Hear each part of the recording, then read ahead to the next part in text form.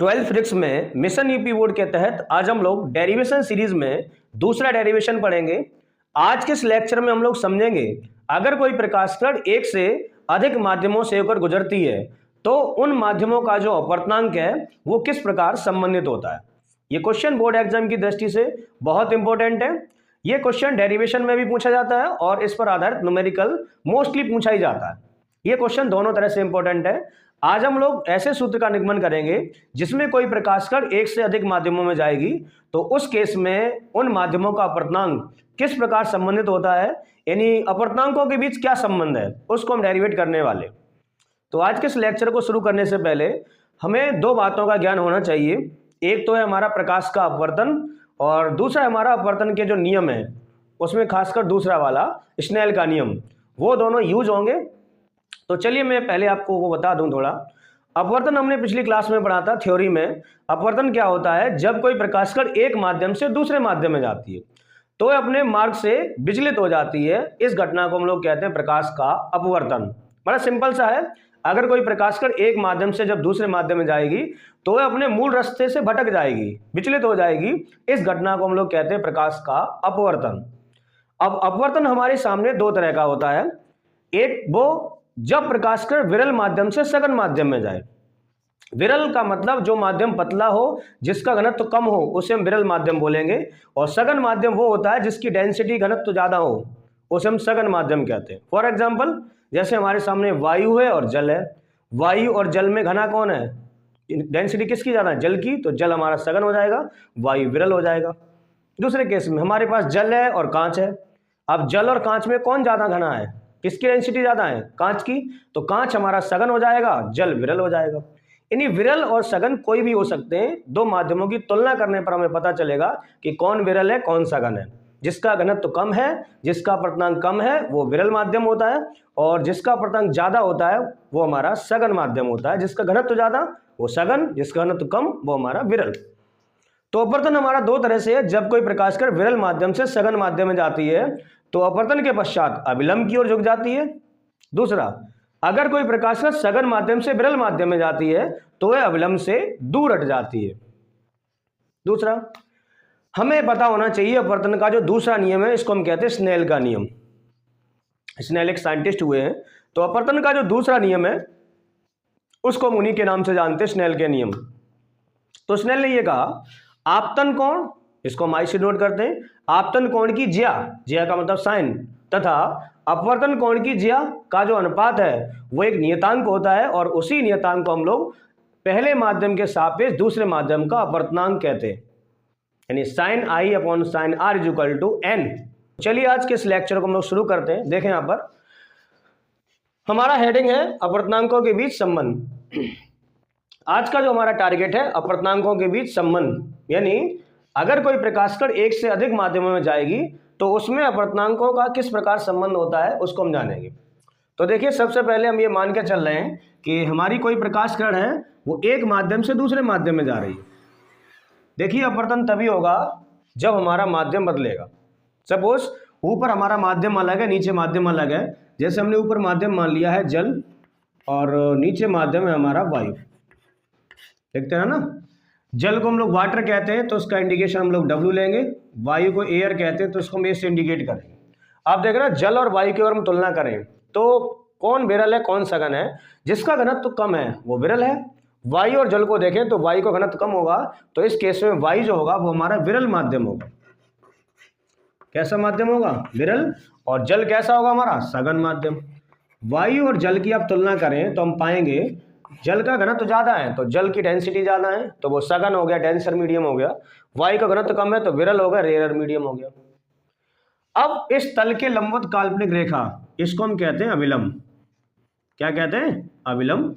वो उस पृष्ठ के उस तल के लंबवत होती है, और इस तल को हम लोग कहते हैं अपवर्तक तल। ये जो लाइन है उसे हम क्या कहते हैं, अपवर्तक तल। यानी यहाँ से अपवर्तन होता है और अपवर्तक तल किन्हीं दो माध्यमों को अलग करता है। यानी इसके ऊपर माध्यम अलग है, नीचे माध्यम अलग है।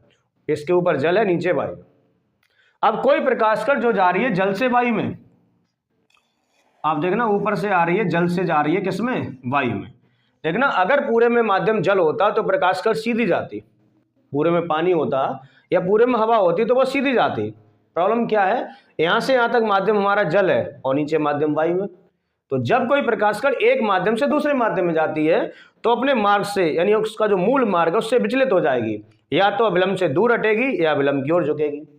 फिर हम ये देखते हैं कि प्रकाश कण सघन से किस में जाती है, विरल में। जब कोई प्रकाश कण सघन माध्यम से विरल माध्यम में जाती है तो वह अपवर्तन के पश्चात अविलंब से दूर हटती है, यानी इसको यहां जाना चाहिए था इस रास्ते पर, यानी अगर पूरे में वायु होती तो वो सीधी जाती, या पूरे में जल होता तो वो सीधी जाती।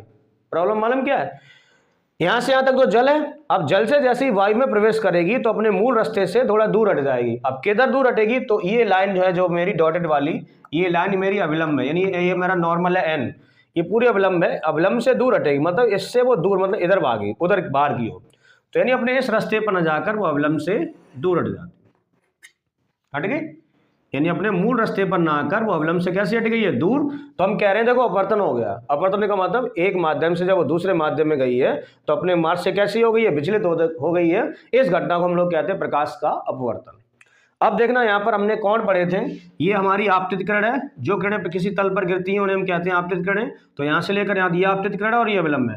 आपतित किरण का अविलंब के साथ जो कोण बनता है उसे हम कहते हैं आपतन कोण, और आपतन कोण को दर्शाते हैं आई से। सुनते रहे ना, यहाँ से लेकर यहाँ तक, यहाँ से लेकर यहाँ तक ये अपवर्तन हुआ है, यहाँ से लेकर यहाँ तक ये अपवर्तित किरण है। तो अपवर्तित किरण का अविलंब के साथ जो कोण होता है उसे हम कहते हैं अपवर्तन कोण आर। आप ध्यान देना, इसमें क्या हो रहा है, प्रकाश कण वायु से किस में जा रही है, सॉरी जल से किस में जा रही है, वायु में जा रही है, यानी जल से किस में जा रही है, वायु में। पहले आ रही है वो जल में, फिर जल से किस में प्रवेश कर रही है, वायु में। अब हमने एक सिद्धांत पढ़ा है जिसे हम कहते हैं प्रकाश के उत्क्रमणीयता का सिद्धांत। तो प्रकाश की उत्क्रमणीयता का सिद्धांत ये कहता है कि अगर प्रकाश किरणों के सामने हम अगर किसी समतल दर्पण को लगा दें, जैसे हमने क्या किया, सपोज यहां पर एक समतल दर्पण लगा दिया इस तरह से, तो समतल दर्पण के रख देने से क्या होगा, ये प्रकाश का जिस रास्ते पर टकरा के प्रकाश किरण वापस उसी रास्ते पर लौट जाएगी। यानी पहले केस में क्या हो रहा है, वो प्रकाश का जल से किस में आ रही है, वायु में। हमने क्या किया, वायु में यहाँ पर एक समतल दर्पण रख दिया, तो जैसे ये प्रकाश का समतल दर्पण से टकराएगी तो टकराकर परावर्तित होकर अपने उसी रास्ते पर, यानी ऐसी और ऐसी निकल जाएगी। अब देखिए, जब ये वापस जा रही है वायु से, जब जल में जा रही है, तो ये वाली किरण यहाँ से लेकर यहाँ तक ये आपतित किरण हो जाएगी, और आपतित किरण का अविलंब के साथ कोण ये हो जाएगा इसके लिए आपतन कोण, और ये इसके लिए फिर दूसरे केस में कौन सी किरण हो जाएगी, अपवर्तित किरण हो जाएगी। तो अपवर्तित किरण का अविलंब के साथ कोण हो जाएगा हमारा अपवर्तन कोण आर। पहले केस में हम क्या करेंगे, जब प्रकाश कण जल से किस में जा रही है, वायु में, तब स्नेल का नियम लगाएंगे। फिर इसे हम कहते हैं प्रकाश की उत्क्रमणीयता का सिद्धांत। तो प्रकाश की उत्क्रमणीयता का सिद्धांत ये कहता है कि प्रकाश कण जिस रास्ते पर आती है वापस किसी समतल दर्पण से टकराकर उसी माध्यम में उसी रास्ते पर वापस लौट जाती है, यानी जिधर से आई जिस रास्ते पर वापस उसी रास्ते पर लौट जाएगी। देखिए पहले केस में क्या हो रहा है, यहाँ से ए से लेकर बी तक ये किरण है मेरी आपतित किरण, और बी से लेकर सी तक ये हमारी है अपवर्तित किरण। दूसरे केस में क्या हो रहा है, जब हमने यहाँ पर समतल दर्पण यहाँ पर रख दिया, तो समतल दर्पण केस में क्या हो रहा है, वो प्रकाश कण टकराकर वापस उसी रास्ते पर लौट गई है, तो सी से लेकर बी तक ये हो जाएगी हमारी आपतित किरण, और बी से लेकर ए तक ये हो जाएगी अपवर्तित किरण। सुने, तो पहले केस में क्या हो रहा है, जब हमारी प्रकाश कण जा रही है जल से वायु में, तब हम लगाएंगे स्नेल का नियम। और दूसरे केस में जब हमारी प्रकाश कण किससे जा रही है, वायु से जल में, उल्टी वापस जा रही है, तो फिर हम स्नेल का नियम लगाएंगे। दोनों में क्या रिलेशन निकलेगा, वो हमारा एक रिलेशन यहां से निकल आएगा। तो देखना पहले केस में क्या हो रहा है, जब प्रकाश कण जल से किस में जा रही है, वायु में। देखिए यहां पर, जब प्रकाश किरण जल से वायु में प्रवेश कर दे, वायु में प्रवेश करती है, यानी पहले केस में क्या हो रहा है, प्रकाश कण कहां से कहां जा रही है, जल से वायु में, तब यहां पर हम लगाएंगे स्नेल का नियम। किसका नियम, स्नेल का नियम। तब स्नेल के नियम से, स्नेल का नियम क्या होता है, हमने पढ़ा है, स्नेल का नियम होता है आपतन कोण की ज्या और अपवर्तन कोण की ज्या का जो अनुपात होता है वो हमारा एक नियतांक होता है, और उसे ही हम कहते हैं एक माध्यम के सापेक्ष दूसरे माध्यम का अपवर्तनांक। तो पहले केस में प्रकाश कण ए से बी पर आई है, फिर बी से सी पर गई है, यानी ए बी होगी आपतित किरण, और BC हो गई अपवर्तित किरण। तो आपतित किरण का विलंब के साथ जो कोण होता है उसे हम कहते हैं आपतन कोण। इस केस में आपतन कोण का मान हमारा कितना I।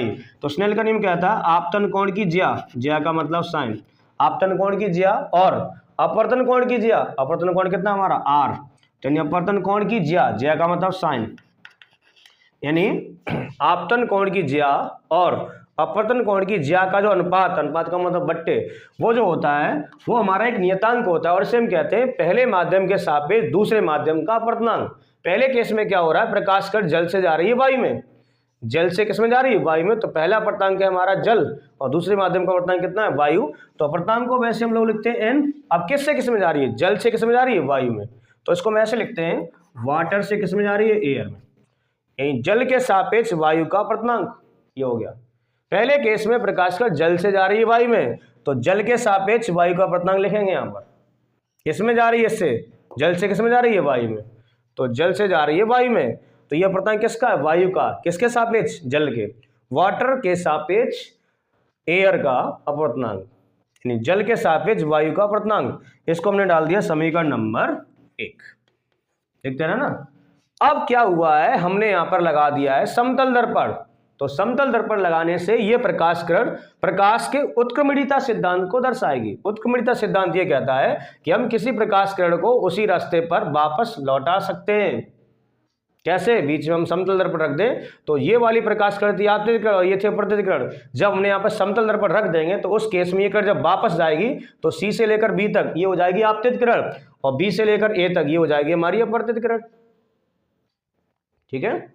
तो प्रकाश के उत्क्रमणीयता सिद्धांत से, यानी दूसरे केस में क्या हुआ है, क्या लगाया हमने, प्रकाश के उत्क्रमणीयता सिद्धांत, प्रकाश के उत्क्रमणीयता सिद्धांत से,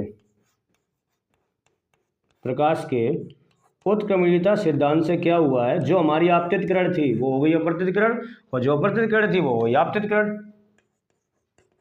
इसमें भी फिर लगाया हमने स्नेल का नियम। तो जब स्नेल का नियम लगाएंगे तो C से लेकर B तक, यहां से वापस जब जाएगी तो C से लेकर B तक ये हो जाएगी हमारी आपतित किरण और आपतित किरण का विलंब के साथ ये वाला कोण ये हो जाएगा हमारा आपतन कोण।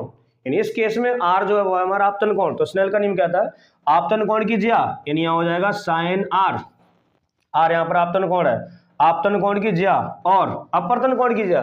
तो जब किरण वापस जाएगी तो B से लेकर A तक ही अपवर्तन होगा। तो अपवर्तन कोण क्या हमारा I, तो यानी हो जाएगा अपवर्तन कोण I की ज्या। सुनिए, आपतन कोण की ज्या और अपवर्तन कोण की ज्या का जो अनुपात है वो एक नियतांक होता है। अब इसमें किस में क्या हो रहा है, प्रकाश कण वायु से किस में जा रही है, जल में, वायु से किस में जा रही है, जल में। तो अपवर्तनांक होता है n, किससे किस में जा रही है, वायु से जल में, यानी A से किस में जा रही है, वायु, एयर से किस में जा रही है, वाटर में। तो उसको ऐसे लिखेंगे एयर्स टू वाटर। देखिए बड़ा आसान है, वायु से किस में जा रही है, जल में, तो हम यहाँ पर लिखेंगे वायु के सापेक्ष जल का अपवर्तनांक। दूसरे में उल्टा हो गया, प्रकाश कण जल से वायु से किस में जा रही है, जल में, तो वायु के सापेक्ष जल का अपवर्तनांक आएगा यहाँ पर। इसको हमने डाल दिया समीकरण नंबर 2।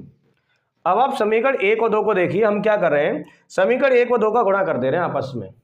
LHS का LHS में हो जाएगा, RHS का RHS में। तो देखिए क्या निकल के आता है, हमने क्या किया है, समीकरण 1 व 2 का गुणा कर दिया।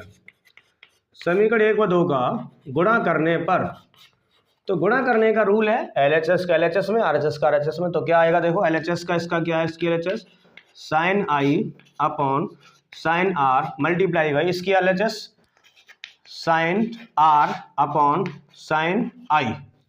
देखिए LHS का LHS में इजुकल टू, तो इजुकल टू RHS का RHS में, इसकी RHS में क्या लिखा, WNA इंटू ANW। देखिए कट रहा है, क्या कट रहा है, साइन R से साइन R, साइन I से साइन I। यहाँ बचा 1 इजुकल टू, यहाँ क्या बचा WNA और इंटू ANW। अब हम क्या कर रहे हैं, इसको ले आओ, चाहे इसको ले आओ, ये गुणा में किस में आएगा, भाग में, यानी ये नीचे आ जाएगा, एक के बट्टे में आ जाएगा 1 अपॉन ये आ जाएगा मेरा WNA इजुकल टू हो जाएगा ANW। ये इसको यहीं रखा, इसको यहाँ ले आए। ये देखिए हमारे एक रिलेशन निकल के आ गया, इसको मैं सीधा करके लिख दे रहा हूँ, इसको पहले यानी ANW का मान यहाँ से आ गया, ANW इजुकल टू आ गया 1 अपॉन WNA। इसका मतलब क्या हुआ, इसको देखो मैं पढ़ूं, ये क्या लिखा, वायु के सापेक्ष जल का अपर्तनांक बराबर होता है 1 जल के सापेक्ष वायु के अपर्तनांक के। यानी अगर हम 1 में कर दें तो ये माध्यम एक दूसरे के सापेक्ष बदल जाते हैं। ये क्या लिखा है, एयर के रेस्पेक्ट में वाटर का रिफ्रैक्टिव इंडेक्स, यानी ए मतलब एयर, डब्ल्यू मतलब वाटर, वायु के सापेक्ष जल का अपर्तनांक बराबर होता है 1 जल के सापेक्ष वायु के अपर्तनांक के। यहाँ अपर्तनांक डब्ल्यू बाद वाले का होता है, जल का अपर्तनांक है, ये यहाँ किसका है, वायु का। वायु के सापेक्ष जल का अपर्तनांक बराबर है 1 जल के सापेक्ष वायु का अपर्तनांक के। यानी अगर हम किन्हीं दो माध्यमों को 1 में लिखते हैं तो एक दूसरे के जो सापेक्ष माध्यम है वो बदल जाते हैं। इसको क्या पढ़ेंगे, वायु के सापेक्ष जल का अपर्तनांक बराबर होगा 1 जल के सापेक्ष वायु के अपर्तनांक के। तो एक रिलेशन हमने यहां पर निकाल लिया, जब प्रकाश कण हमारी जल से किसमें जा रही है, वायु में। अब आगे कंडीशन ये है, अब प्रकाश कण हमारी एक माध्यम में नहीं जा रही है, अब कई सारे माध्यमों में जा रही है। तो कोई बात नहीं, हम इसमें लगाएंगे। तो देखें हमने यहाँ क्या किया है, अलग अलग माध्यम माने, ध्यान देना यहाँ पर। जैसे ऊपर माध्यम है मेरा वायु, कई सारे माध्यम ले लिए, वायु मतलब एयर, तो इसको ए से इंडिकेट करेंगे। इसके नीचे माध्यम है जल, जल मतलब वाटर, इसको डब्ल्यू से इंडिकेट करेंगे। वायु जल, फिर हमने यहाँ पे ले लिया कांच, कांच मतलब गिलास, इसको जी से इंडिकेट करेंगे। और कांच के बाद इधर फिर माध्यम मेरा वायु है, तो वायु को फिर हम ए से डिनोट करेंगे, मतलब एयर। देखिए यहाँ पर दूसरा माध्यम हमारा जल है और यहाँ माध्यम कांच है, फिर यहाँ माध्यम ऊपर नीचे हमारा एयर वायु है। अब कोई प्रकाश कण वायु से जल में जाएगी, जल से कांच में, कांच से वायु में, तो किस प्रकार मुड़ती है, उसमें किस प्रकार से अपवर्तन होता है, और इन सभी माध्यमों का जो अपर्तनांक है उनमें किस प्रकार संबंध होता है, उसको हम डेरिवेट करेंगे। तो बड़ा आसान है, आपको एक बात ध्यान रखनी है, जब कोई प्रकाश कण विरल से सघन में जाएगी तो अभिलंब की ओर झुकेगी, और जब सघन से विरल में जाएगी तो अभिलंब से दूर हटेगी, बस। और स्नेल का नियम लगाएंगे, अपने आप रिलेशन निकलता चला आएगा। तो देखना हमारी ये कोई प्रकाश किरण है, ये सुने जो आ रही है हमारी वायु से किसमें, जल में। ऊपर माध्यम क्या है, वायु, नीचे क्या है, जल। जब भी हमारा माध्यम बदलता है तो हमें एक अभिलंब की जरूरत पड़ती है। किसकी जरूरत पड़ती है, अभिलंब की। अभिलंब इसलिए क्योंकि हम अपवर्तन पढ़ते हैं, और अपवर्तन हमें यह बताता है कि प्रकाश कण मुड़ेगी किधर, विरल से सघन में आएगी तो अभिलंब की ओर झुकेगी, अभिलंब तो होना चाहिए।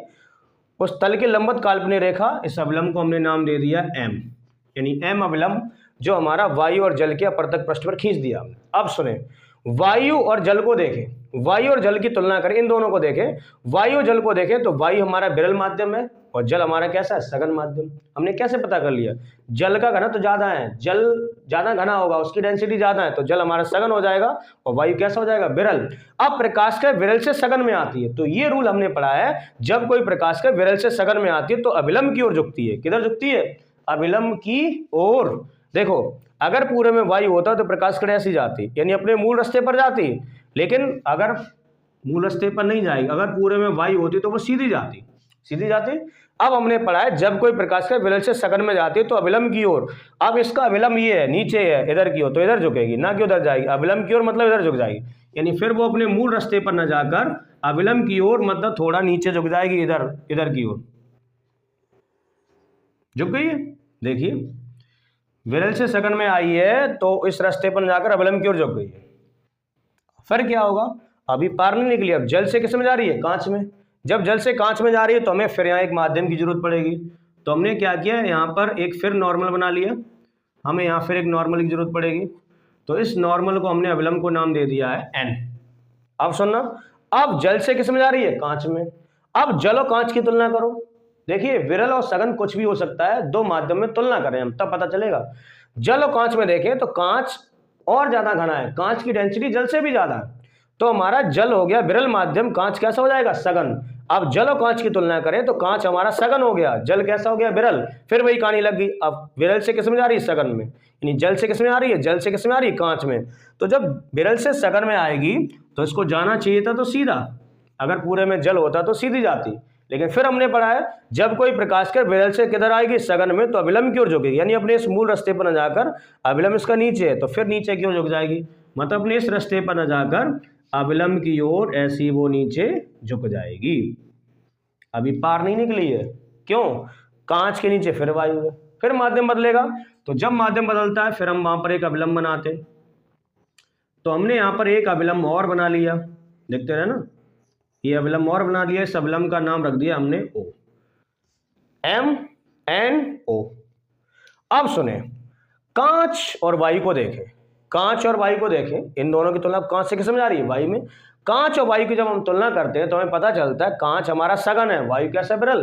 कांच की डेंसिटी ज्यादा है, कांच का घनत्व ज्यादा है, तो कांच हो गया हमारा सघन माध्यम और वायु कैसा हो गया? विरल। अब कंडीशन पलट गई है, जब सघन से किस में जा रही है? विरल में। तो जब कोई प्रकाश का सघन से विरल में जाती है तो अविलंब से दूर हटती है। यानी अगर पूरे में कांच होता तो वो सीधी ऐसी जाती, अपने मूल रास्ते पर जाएगी। लेकिन क्या होगा, अब कांच से जा रही है वायु में, यानी विरल सघन से किस में जा रही है? विरल में। तो अपने मूल रास्ते पर न जाकर अविलंब से दूर, अब अविलंब इसका ये अविलंब से दूर मतलब दूर भागेगी, तो अपने इस मूल रास्ते पर न जाकर अविलंब से दूर मतलब ऐसी चली जाएगी। अब ये वाली किरण ये वाली किरण दोनों समांतर हो जाएंगी। जो हमारी आपतित किरण है वो और जो निर्गत किरण है वो दोनों समांतर निकलती है। सुनिए, यहां पर होगा क्या, ये आपतित किरण है और ये अविलंब है। देखिए अपवर्तन हो गया। आपतित किरण का अविलंब के साथ जो कोण बनता है, आपतित किरण का अविलंब के साथ जो कोण बनता है उसे हम कहते हैं आपतन कोण, और आपतन कोण को दर्शाते हैं आई से। तो यानी ये जो कोण हो गया ये वाला, वो मेरा हो गया स्मॉल आई, आपतन कोण। देखिए आपतित किरण का अविलंब के साथ जो कोण होता है उसे हम कहते हैं आपतन कोण, और निर्गत किरण का अविलंब के साथ जो कोण होता है उसे हम कहते हैं निर्गत कोण। और इंटरेस्टिंग बात यह है, आपतन कोण और निर्गत कोण दोनों बराबर होते हैं। वैसे तो निर्गत कोण को हम लोग ई मानते हैं, क्या मानते हैं? ई। अब यहां पर ये आपतन कोण आई लिया है तो आई के केस में इसको भी हम लोग क्या ले सकते हैं? आई ले सकते हैं। तो कहने का मतलब ये है, आपतन कोण आई और निर्गत कोण ई आपस में बराबर होते हैं, बराबर होते हैं। तो आई ये है तो ये भी क्या होगा? हमारा आई होगा। इसको हम पहले भी कर चुके हैं, ध्यान रखना। आपतन कोण हमेशा निर्गत कोण के बराबर होता है। आपतन कोण आई और निर्गत कोण ई आपस में बराबर होते हैं। अगर आपतन कोण हम आई मानते हैं तो ये आई माना तो ये भी आई होगा, ठीक है, इसको हम आई यूज करेंगे। अब सुनिए, ये हो गया हमारा आपतित किरण, ये हो गया अविलंब। आपतित किरण का अविलंब के साथ कौन होता है? आपतन कोण। और अपवर्तित किरण का, ये अपवर्तित किरण है, इसका देखो नाम रख दे रहा हूं मैं, इसका नाम रख दिया ए बी, इसका नाम रख दिया सी, और इसका भी नाम रख दो डी। अब देखिए ए से लेकर बी तक ये हमारी अपवर्तित किरण है। अब अपवर्तित किरण का अविलंब के साथ, ये अविलंब, अपवर्तित किरण का अविलंब के साथ जो कोण होता है उसे हम कहते हैं अपवर्तन कोण। अपवर्तन कोण को दर्शाते हैं आर से। देखिए इस वाले पृष्ठ के लिए आई हो गया आपतन कोण, आर हो गया अपवर्तन कोण। अब सुने, अब ये देखो जेड बन रही है यहां पर इस तरह से, ये कोण आर है तो ये भी कोण कितना होगा?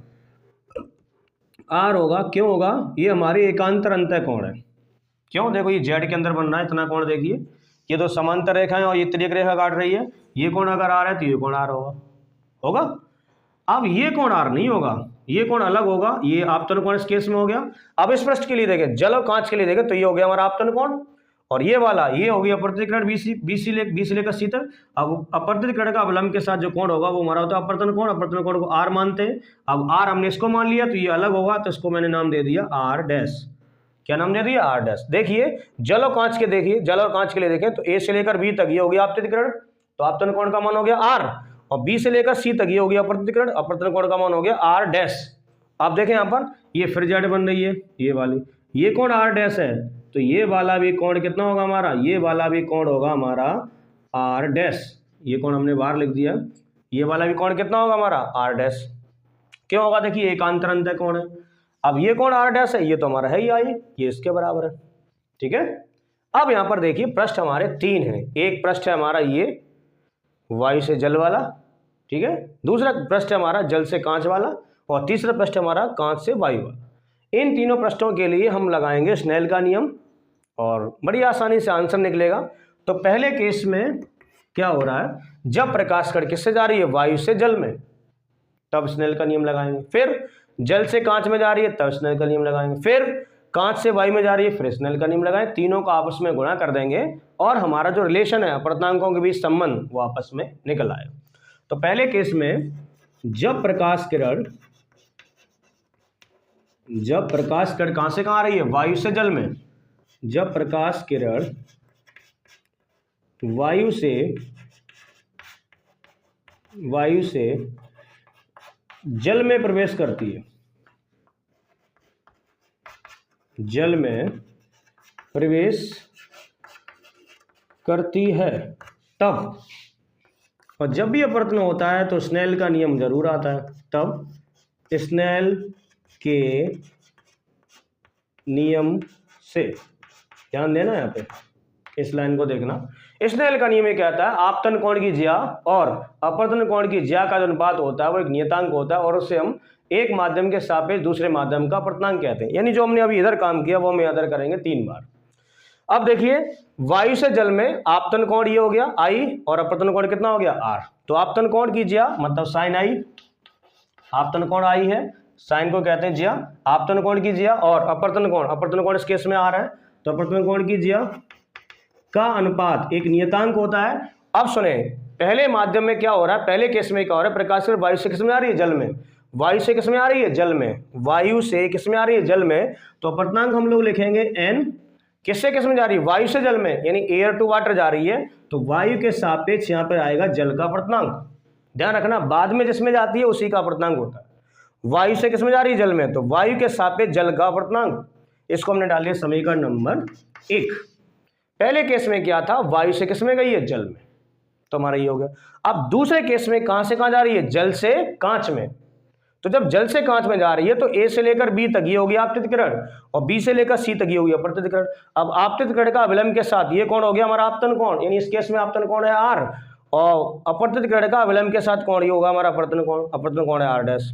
तो आपतन कोण है इसमें आर, और अपवर्तन कोण कितना हमारा आर डैश, तो आपतन कोण कीजिए मतलब साइन आर बट्टे अपवर्तन कोण कीजिए साइन आर डैश बट्टे एक माध्यम से दूसरे माध्यम में, यानी कांच का अपवर्तनांक होगा किसके सापेक्ष, जल का, तो लगाएंगे। देखिए दूसरे केस में क्या हो रहा है, दूसरे पार्ट में, जब प्रकाश कण कहां से जा रही है, जल से कांच में, तब फिर लगाएंगे स्नेल का नियम।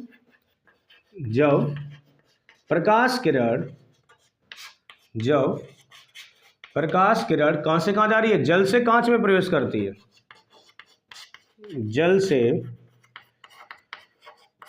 कांच में जाती है या जल से कांच में प्रवेश करती है, फिर लगाएंगे क्या, स्नेल का नियम। स्नेल का नियम ही लगता है अपवर्तन में, स्नेल के नियम से। स्नेल का नियम कहता है आपतन कोण की ज्या और अपवर्तन कोण की ज्या का अनुपात अपवर्तनांक होता है। अब जल से कांच में जा रही है तो आपतित कण हो गई हमारी ये ए से लेकर बी तक। अब आपतित कण का अविलंब के साथ जो कोण होता है वो होता है आपतन कोण। आपतन कोण इस केस में हमारा आर है, तो कोई बात नहीं, लगा देंगे आर।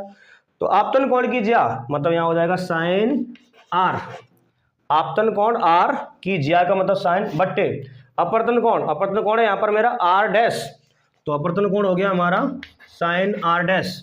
क्या लगा दिया, देखो आपतन कोण की ज्या और अपवर्तन कोण की ज्या का अनुपात एक नियतांक होता है, और इसी को हम लोग कहते हैं पहले माध्यम के सापेक्ष दूसरे माध्यम का अपवर्तनांक। जब जल से किसमें जा रही है, कांच में, जल से जा रही है कांच में, तो अपवर्तनांक को मानते हैं किससे किसमें जा रही है, कांच में, कांच को लिखते हैं ग्लास मतलब जी, और किससे आ रही है, वायु में, वायु से सॉरी जल से तो वाटर, जल से किसमें आ रही है, कांच में, तो जल के सापेक्ष कांच का अपवर्तनांक जिसमें जाती है उसका अपवर्तनांक होता है।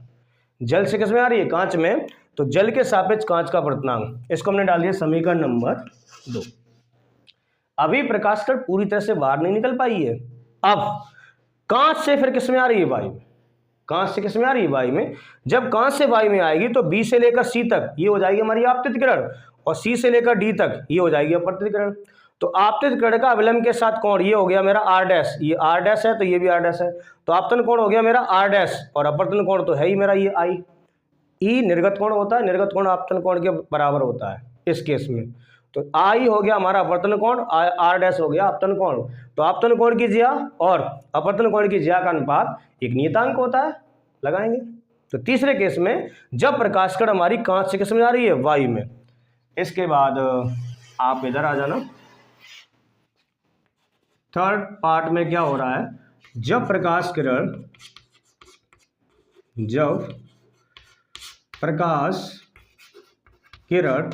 कहां से कहां जा रही है, कांच से वायु में प्रवेश करती है।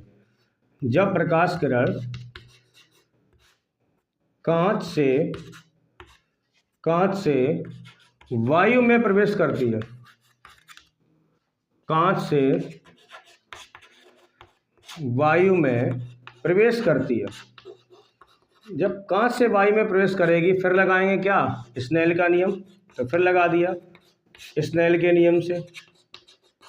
स्नेल का नियम क्या कहता है, आपतन कोण की ज्या और अपवर्तन कोण की ज्या का अनुपात एक नियतांक होता है, उसे हम पहले माध्यम के सापेक्ष दूसरे माध्यम का अपवर्तनांक कहते हैं। तो सुनिए, अब प्रकाशकण कांच से जा रही है वायु में, तो कांच से वायु में जा रही है तो बी से लेकर सी तक ये हो गई मेरी आपतित कण, और आर, ये आर डैश जो बनना आपतित कण का अवलंब के साथ जो कोण ये बनना आर डैश, ये हो गया हमारा आपतन कोण। तो आपतन कोण है आर डैश, आपतन कोण की ज्या मतलब यहाँ हो जाएगा साइन आर डैश बट्टे अपवर्तन कोण की ज्या, अपवर्तन कोण हमारा है आई, तो अपवर्तन कोण हो जाएगा हमारा साइन आई, क्या हो जाएगा साइन आई इक्वल टू, सुनिए, आपतन कोण आर डैश अपवर्तन कोण आई, तो आपतन कोण की ज्या मतलब साइन आर डैश और अपवर्तन कोण की ज्या अपवर्तन कोण हमारा आई, तो साइन आई डैश का अनुपात एक नियतांक होता है और इसको हम कहते हैं अपवर्तनांक। अब देखें यहाँ पर प्रकाश कण कांच से किस में जा रही है, वायु में, कांच से जा रही है वायु में, तो यानी यहाँ पर लिखेंगे वायु का अपवर्तनांक किसके सापेक्ष, कांच मतलब ग्लास, कांच से किस में जा रही है वायु में, तो कांच के सापेक्ष वायु का अपवर्तनांक, G for glass, A for air, glass के रेस्पेक्ट में एयर का रिफ्रैक्टिव इंडेक्स, ठीक है। इसको हमने डाल दिया समीकरण नंबर 3। बस अब हम क्या करते हैं, समीकरण 1, 2 और 3 का म्यूचुअली आपस में गुणा कर दे रहे हैं। तो फिर क्या करेंगे, LHS का LHS में गुणा और RHS का RHS में। तो देखिए हमने यहाँ पर क्या किया है, समीकरण 1, 2 व 3 का आपस में गुणा करने पर, तीनों का कर दिया आपस में गुणा करने पर, तो गुणा करने का एक ही कॉन्सेप्ट है क्या, LHS का गुणा LHS में और RHS का गुणा RHS में। तो LHS इसकी क्या है, पहले समीकरण की साइन आई बट्टे साइन आर इंटू दूसरे समीकरण की साइन आर बट्टे साइन आर डैश, क्या लिखा मैंने sine R upon sine R dash into तीसरे समीकरण के LHS ये है sine R dash upon sine I equal to, अभी हमने गुणा किसका किया है, LHS का गुणा किया पूरे का LHS में, अब करेंगे RHS का RHS में। तो इसकी RHS में क्या हमारा ए एन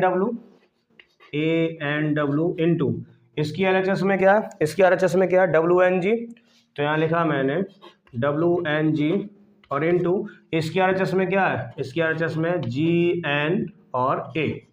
सुनिए इधर कट रहा है, सब कुछ ही कट रहा है, क्या कट रहा है, साइन आर से साइन आर कट गया, साइन आई से साइन आई कट गया, साइन आर डैश से साइन आर डैश कट गया, यहाँ क्या बचा ओनली 1, यहाँ बचा है 1 और इधर क्या बचा वो मैं लिख रहा हूँ RHS पूरी बची है, ये है मेरा ANW और इंटू यहाँ पे बचा है मेरा WNG और इंटू GNA। अब क्या कर रहे हैं, देखो मैं इसको यहीं रोक रहा हूँ और ये दोनों हमारे गुणा में, इसको भाग में भेज देंगे, यानी इसको मैंने यहीं रोक लिया, ये दोनों गुणा में तो भाग में आ जाएंगे, यानी इसको मैंने लिखा 1 अपॉन, इसको भी इधर लिया इसको भी, ये मेरा आ गया ANW into ANW equal to ये आ गया मेरा GNA और इक्वल टू यहाँ पे चल रहा है मेरा WNG।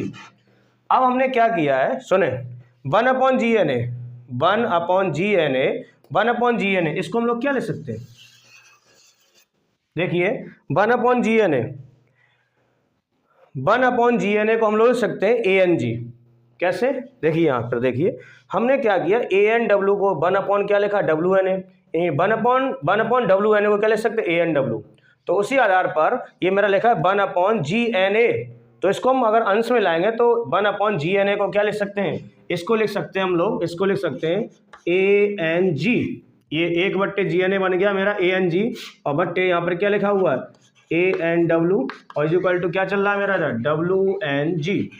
तो देखिए हमारा ये रिलेशन निकल के आ गया, क्या निकल गया, इसको मैं सीधा कर लिख रहा हूँ, WNG इक्वल टू आ गया मेरा AN क्या यहाँ पर ANG और अपॉन ANW। यहाँ पर गौर करें, ये क्या है हमारा, जल के सापेक्ष कांच का अपवर्तनांक बराबर होता है वायु के सापेक्ष कांच का अपवर्तनांक बट्टे वायु के सापेक्ष जल के अपवर्तनांक के। तो देखिए ये आपको ध्यान रखना पड़ेगा, 1 अपॉन GNA, ये क्या लगा दिया हमने 1 अपॉन GNA को क्या लिख दिया ANG, ये सूत्र बन गया देखो, उल्टा लिख सकते हैं, 1/GNA को ANG लिख दिया। तो लास्ट में मेरा क्या रिलेशन निकल के आया, जल के सापेक्ष कांच का अपर्तांक बराबर होता है वायु के सापेक्ष कांच का अपर्तांक बट्टे वायु के सापेक्ष जल के अपर्तांक के। तो उम्मीद करता हूं ये अपर्तांकों में जो संबंध है वो आपको पूरी तरह से डिटेल से समझ में आया होगा।